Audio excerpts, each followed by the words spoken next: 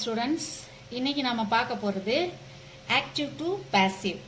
அதுல interrogative sentences. How to change interrogative sentences from active to passive. சரியா? interrogative sentences நம்ம எப்படி ஆக்டிவ்ல இருந்து பாசிவா மாத்த போறோம்ன்றத பார்க்கறோம். சரியா? சரி, இப்போ interrogative. What do you mean by interrogative? Interrogative means questions. இல்லையா? கொஸ்டின்ஸை தான் நம்ம என்னன்னு சொல்லுவோம், இன்டராகேட்டிவ் அப்படின்னு சொல்லுவோம். கொஸ்டின்ஸ் ரெண்டு டைப்ல இருக்குது. ஒன்று WH கொஸ்டின்ஸ், இன்னொன்று SR/No type questions. SR/No type கொஸ்டின்ஸ்னா என்னது? நம்ம கொஸ்டின் கேட்கும்போது எஸ் அல்லது நோ அப்படின்னு பதில் வந்துச்சுன்னா அதுக்கு பேர் தான் SR/No டைப் கொஸ்டின்ஸ். எக்ஸாம்பிளா, do you like mangoes? Yes, I like mangoes. அல்லது no, I don't like mangoes அப்படின்னு சொல்லும்போது SR/No டைப் கொஸ்டின். ரைட்டா? அடுத்து ரெண்டாவது பாருங்க, have you studied? Yes, I have studied. No, I have not studied அப்படின்னு பதில் வருது. அப்போ அதுக்கு என்னன்னு சொல்லுவோம் நம்ம?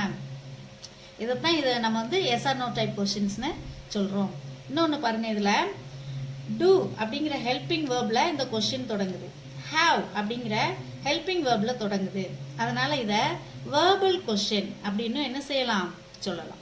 ரைட்டா? வேர்பல் கொஸ்டின்ஸ் அப்படின்னு சொல்லலாம். அடுத்து WH கொஸ்டின்ஸ் பாருங்க. WH கொஸ்டின்ஸ் WH அப்படின்னு தொடங்குற கொஸ்டின் வேர்டுல அந்த கொஸ்டின் தொடங்குறதுனால அதை WH கொஸ்டின்ஸ் அப்படின்னு சொல்லுவோம். WH கொஸ்டின் வேர்ட்ஸ் எல்லாம் எது? What, where, when, which, who, how, why. சரியா? இப்ப எக்ஸாம்பிளா கொஸ்டின்ல பார்க்கலாம். where are you going? WH ல தொடங்குது. அப்ப இது WH question. where are you going? what are you doing? அடுத்து இதுல ஸ்ட்ரக்சரை பாருங்க. WH கொஸ்டின் வேர்டுக்கு அடுத்தது என்ன வந்துருதுன்னா ஹெல்பிங் வேர்ப் அல்லது ஆக்சிலரி வேர்ப். சரியா? ஹெல்பிங் வேர்ப் அப்படின்னு வச்சுக்கிடுவோம். அடுத்தது இங்க பாருங்க சப்ஜெக்ட் வந்துருது. அடுத்தது பாருங்க, இங்க பாருங்க மெயின் வேர்ப். இது என்னது? மெயின் வேர்ப் என்ன செஞ்சிருது, வந்துருது. அப்ப பாருங்க, WH கொஸ்டின் வேர்டுக்கு அடுத்து ஹெல்பிங் வேர்ப் வரணும். சரியா? அடுத்தது இந்த ஹெல்பிங் வேர்புக்கும் மெயின் வேர்புக்கும் நடுவுல தான் சப்ஜெக்ட் இருக்குது. அதனால என்ன செஞ்சுக்கிடணும், நீங்க மனசுல வச்சுக்கணும். இங்க பாருங்க, WH கொஸ்டின் வேர்ட், அதுக்கடுத்து இது என்னது, ஹெல்பிங் வேர்ப் அல்லது ஆக்சிலரி வேர்ப். அடுத்து இது மெயின் வேர்ப் இல்லையா, ஆர் டூயிங். இந்த ரெண்டுக்கும் நடுவுல, ஹெல்பிங் வேர்புக்கும் மெயின் வேர்புக்கும் நடுவுல தான் என்ன வருது, சப்ஜெக்ட் என்ன செய்யுது, வருது. இதை நல்லா என்ன செஞ்சுக்கிடணும், தெரிஞ்சுக்கணும். சரியா? அடுத்து பாருங்க, இப்ப நம்ம இந்த சென்டென்ஸை, இந்த இன்டராகேட்டிவ் சென்டென்ஸை நம்ம இதை ஆக்டிவ்ல இருக்கு, நம்ம பாசிவா என்ன செய்ய போறோம், மாத்த போறோம்.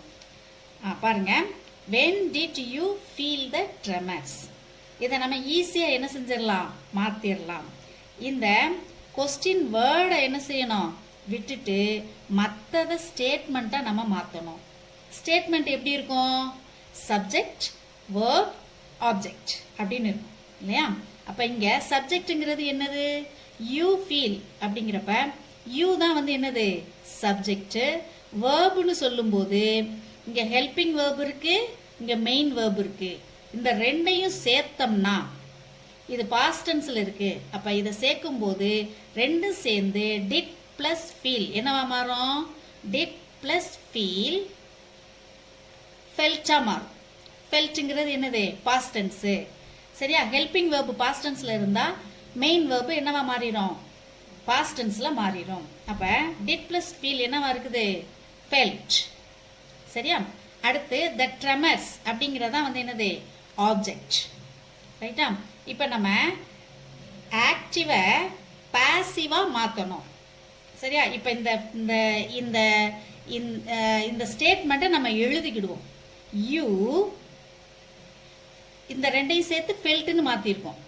Felt the tremors. இந்த வென்னை நம்ம இங்க கொண்டு வரணும். இல்லையா? நம்ம அடையாளம் மட்டும் என்ன செய்வோம், போட்டுக்கிடுவோம். இப்போ இது ஸ்டேட்மெண்ட்டா மாத்தியாச்சு. இது ஆக்டிவ்ல இருக்கு. இதை நம்ம பாசிவா மாத்தணும். பாசிவா மாத்தணும்னா சப்ஜெக்ட் எங்க போயிடும், இங்க ஆப்ஜெக்டா போயிடும். ஆப்ஜெக்ட் வந்து எங்க வந்துடும், சப்ஜெக்டா என்ன செய்யும், வரும். இதை நம்ம ஏற்கனவே வீடியோல பார்த்துருக்கோம். இப்போ அதை மாத்துவோம். ஆப்ஜெக்ட் இங்க கொண்டு வரணும். The tremors. The tremors இது வந்து சப்ஜெக்ட். சப்ஜெக்ட் பக்கத்துல verb வரணும். felt வந்து ஆக்டிவ்ல இருக்கு. இத பாசிவா மாத்தும் போது என்னவா, எப்படி மாத்தணும்? ஆமா, இது பாஸ்ட் டென்ஸ்ல இருக்கிறதுனால was felt அப்படின்னு என்ன செய்யணும், மாத்தணும். இந்த felt வந்து V3 verb. சரியா? Past participle. அப்ப was felt இங்க எழுதணும். was felt. இது எப்பயுமே வந்து பாசிவ்ல வந்து V3 ஃபார்ம் ஆஃப் verb தான் என்ன செய்யும், வரும். அது நமக்கு தெரியும் இல்லையா? the tremors was felt. அடுத்து சப்ஜெக்ட் இங்க கொண்டு போயிடணும், by you. சரியா? இப்ப இந்த when இங்க என்ன செஞ்சிட்டு இருக்கு, வந்துட்டு இருக்கு. இப்ப இத பாசிவா இந்த சென்டென்ஸா மாத்தியாச்சு. நமக்கு தேவையானது என்னது, நமக்கு என்ன தேவை, கொஸ்டின் வேணும் இல்லையா? அப்ப இந்த ஆக்சிலரி வெர்ப, ஹெல்பிங் வெர்ப முன்னாடி கொண்டு வந்துட்டோம்னா கொஸ்டின் ஆயிரும். was the tremors felt. was இங்க கொண்டு வந்துட்டோம் நம்ம இல்லையா? was the tremors felt by you அப்படின்னு மாத்தியாச்சு. இப்ப வந்து இது கொஸ்டின் வந்துருச்சு. அடுத்து இந்த when என்ன செஞ்சிடணும், சேர்த்து போட்டுற வேண்டியதுதான். அப்ப when was the tremors felt by you. மாத்தியாச்சா? when was the tremors felt by you. அப்ப பாருங்க, WH question, auxiliary verb நம்ம ஏற்கனவே பார்த்தோம் இல்லையா, இங்க பார்த்தோம் இல்லையா? WH question, helping verb, subject, main verb இல்லையா? அதே மாதிரி இங்க பாருங்க, WH word, helping verb, இது subject, main verb, அடுத்து இது object. இது வந்து என்னது, object. இப்ப கரெக்டா வந்துருச்சா? இதே மாதிரி என்ன செய்வோம், இன்னொரு சென்டென்ஸை நம்ம பார்ப்போம். இங்க பாருங்க, where are you learning Hindi. இதுல பாருங்க, where அப்படியே நம்ம வச்சுக்கிடுவோம். where அப்படியே வச்சுட்டு இதை மட்டும் நம்ம ஸ்டேட்மெண்ட்டா என்ன செய்வோம், மாத்திக்கிடுவோம். ஸ்டேட்மெண்ட்டா மாற்றும் போது சப்ஜெக்ட் இங்க என்ன செஞ்சிருது, வந்துருது. verb வந்து are learning, continuous tense, present continuous டென்ஸ்ல இருக்குது. அப்ப இதை மாற்றும் போது எப்படி மாற்றுவோம், are learning நம்ம பாசிவ்ல மாற்றும் போது ஆர் அல்லது இஸ் ஏதாவது ஒன்று வரும். ஆர் அல்லது இஸ்ங்கிறது வரும் இல்லையா? ஆர் பீயிங், ஐஎன்ஜி வந்துச்சுன்னா என்ன வரும், பீயிங் போட்டு அடுத்து லேர்னிங் உடைய V3 ஃபார்ம் லேர்ன்ட் அப்படின்னு என்ன செய்யும், மாறும். இது வந்து என்னது, ஆப்ஜெக்ட். அப்ப இங்க பாருங்க, யூ ஆர் லேர்னிங் ஹிந்தி. இது அப்படியே போட்டிருக்கோம். இப்ப அதையே நம்ம பாசிவ்ல எழுதும்போது ஹிந்தி, இங்க இருக்கு பாசிவ் ஃபார்ம். இது வந்து என்ன ஃபார்ம், பாசிவ் ஃபார்ம். அப்ப இதை என்ன செய்யணும், நம்ம இங்க கொண்டு வரணும், சப்ஜெக்ட்டுக்கு பக்கத்துல கொண்டு வரும்.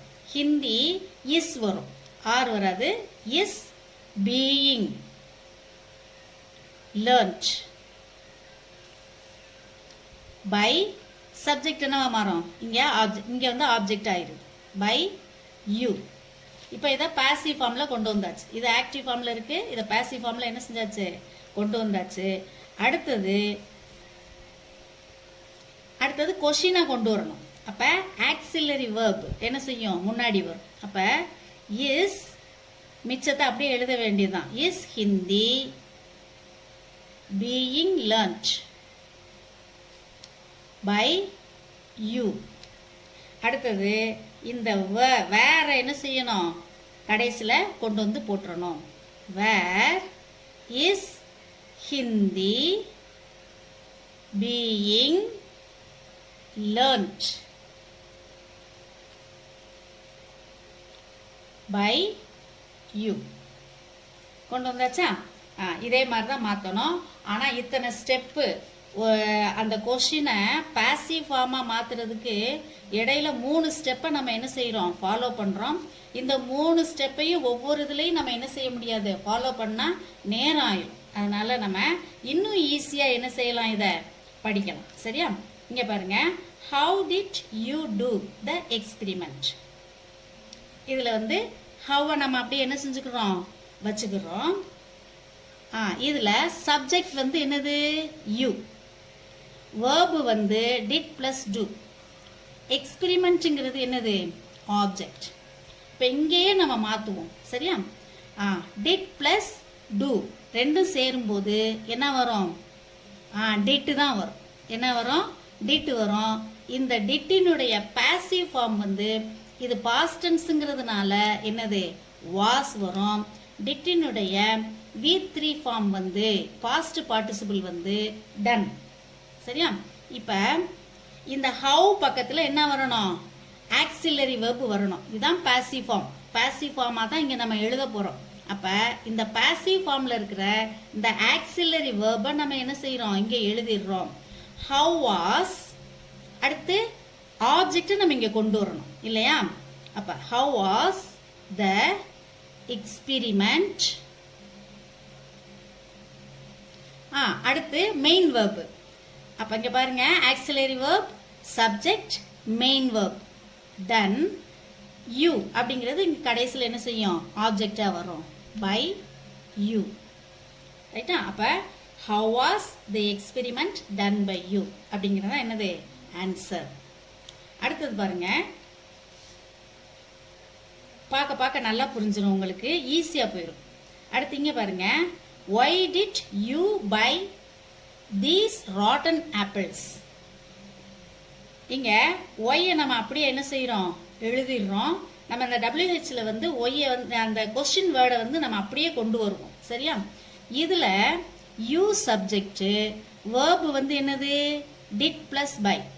டிட் பிளஸ் பைனா அதனுடைய டிட் வந்து பையோட சேரும்போது என்னவாயிருது, பாஸ்ட் டென்ஸ். பையோட பாஸ்ட் டென்ஸ் பாட் இல்லையா? இப்போ டிட் பிளஸ் பை தான் பாட். இதனுடைய பாசிவ் ஃபார்ம் வந்து இது பாஸ்ட் டென்ஸா இருக்கிறதுனால என்னன்னு போடுவோம் நம்ம, வாஸ் பாட். இது வந்து பாஸ்ட் டென்ஸ், இது வந்து என்னது, V3 ஃபார்ம், பாஸ்ட் பார்ட்டிசிபிள் பாட். சரியா?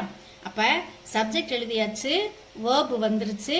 அடுத்த ஆப்ஜெக்ட் வந்து தீஸ் ராட்டன் வெஜிடபிள் ஆப்பிள்ஸ். ரைட்டா?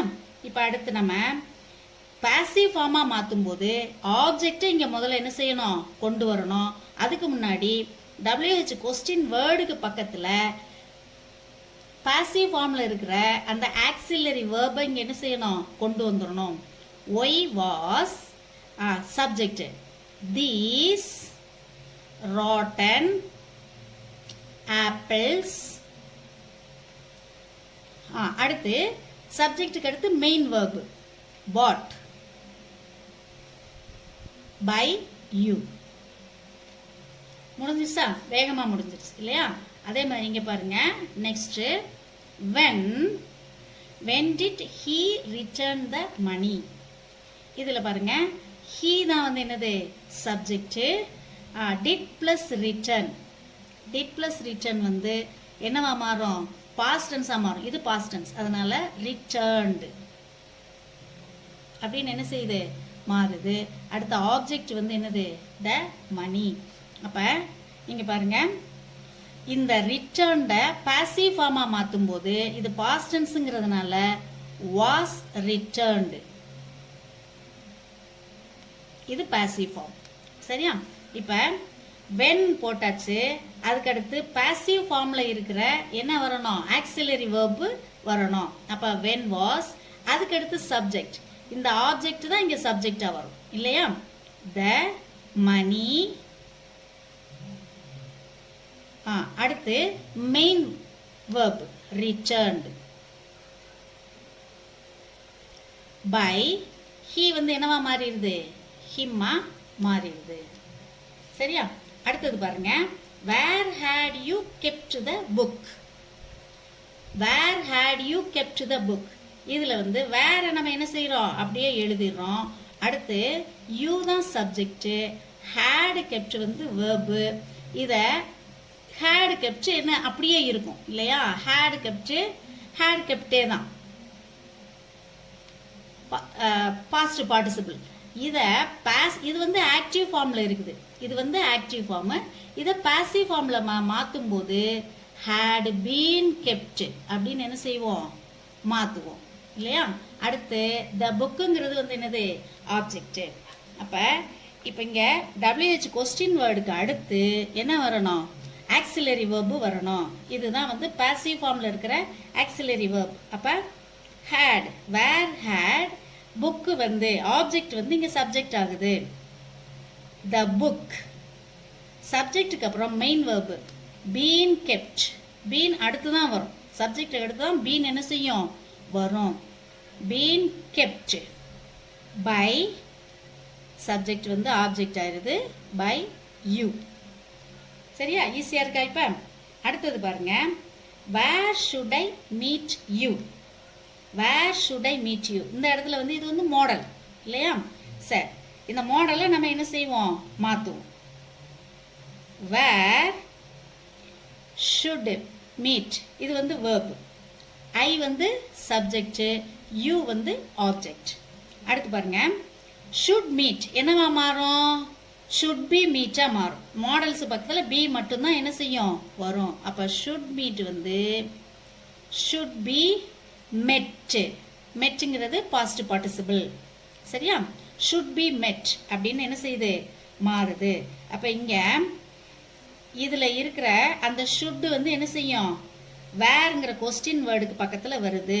where should ஆப்ஜெக்ட் இங்க வருது இல்லையா. where should you வந்து என்னவா இருக்கும், you தான் என்ன செய்யும் இருக்கும். where should you be met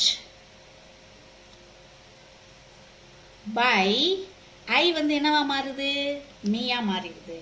சரியா, where should you be met by me? where should I meet you? நான் உன்னை எங்க என்ன செய்யறது, பார்க்கிறது அப்படின்றது ஆக்டிவ். புரியுதா? அப்ப you be met நீ மீட் செய்யப்படுகிறாய் by me என்னால் நீ மீட் செய்யப்படுகிறாய் அப்படின்னு என்ன செய்யுது, பாசிவா மாறுது. அடுத்தது பாருங்க, அடுத்து ஒரு model how can I help him. இதுல வந்து how அப்படியே வச்சுக்கிட்டு இது வந்து சப்ஜெக்ட், can help வந்து என்னது verb, can help can model தானே. அப்ப can be helped அப்படின்னு மாறும். himங்கிறது ஆப்ஜெக்ட். அப்ப how இதுல இருக்க ஆக்சிலரி verb என்ன செய்யுது, முன்னாடி வந்துருது. how can ஆப்ஜெக்ட், him வந்து நம்ம என்னன்னு மாத்துறோம், heங்கிற சப்ஜெக்டா மாத்துறோம். சரியா, how can he be helped by I வந்து என்னவா மாறும், மீயா என்ன செஞ்சிருது மாறிடுது. சரியா, அடுத்தது லாஸ்ட் ஒன் இங்க பாருங்க, which movie have you seen? which movie have you seen? இதுல which movie அப்படிங்கறத நம்ம அப்படியே வச்சுக்கணும். அதே மாதிரி which book do you want அப்படின் போது which book வந்து நம்ம என்ன செய்யணும், அப்படியே கீழே என்ன செய்யணும், கொண்டு வந்துடணும். அப்ப which movie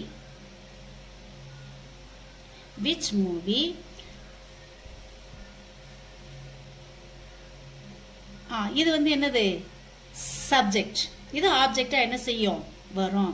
அடுத்து இங்க பாருங்க, இந்த மூவிங்கிறது என்னது சப்ஜெக்ட் ஆயிருது.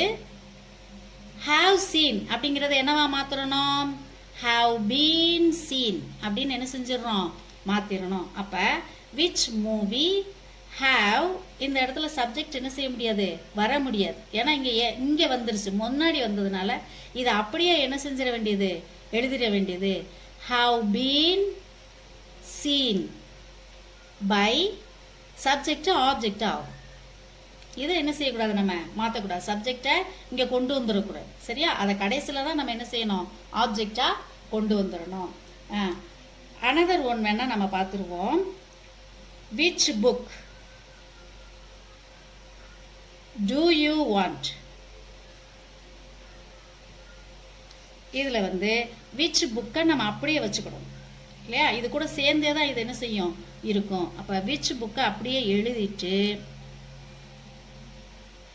இதில் வந்து யூ வந்து சப்ஜெக்ட், யூ வாண்ட் நீ தானே, அப்போ யூ வந்து சப்ஜெக்ட், டூ ப்ளஸ் வாண்ட் என்னவா வரும், வாண்டாவே தான் என்ன செய்யும், இருக்கும். அதை ப்ரெசண்ட்ல ப்ரெசன்ட் டென்ஸ் அப்படிங்கிறப்ப இஸ் வாண்டட் அப்படின்னு நம்ம என்ன செய்கிறோம், மாற்றுறோம். இந்த பார்ட்டிசிபிளாக அந்த பாசிவ் ஃபார்மில் மாற்றுறத நான் சுருக்கமாக கொடுத்துருக்குறேன். நீங்கள் இதுக்கு முன்னாடி உள்ள வீடியோவில் சர்ச் பண்ணி பார்த்துருங்க. சரியா? Which book. அடுத்து என்ன வரும், is wanted, is wanted by you அப்படின்னு என்ன செய்யும், மாறிடும். சரியா? இதில் வந்து ரெண்டுமே சேர்ந்தாக்குலேயே வந்துடுது. ஓகேயா? நல்லா புரிஞ்சிருக்கணும்னு நினைக்கிறேன். அடுத்தது வந்து அடுத்த வீடியோவில் வந்து ஹூ வச்சு எப்படி செய்கிறது அப்படின்னு பார்ப்போம். அதை கொஞ்சம் நல்லா விரிவாக பார்க்கலாம். ஏன்னா அதில் கொஞ்சம் நம்ம கொஞ்சம் டிஃப்ரென்ஸ் இருக்கிறதுனால ரெண்டையும் குழப்பிடக்கூடாதுன்றதுக்காக நான் அடுத்த வீடியோவை அதை போடுறேன். சரியா? தேங்க்யூ.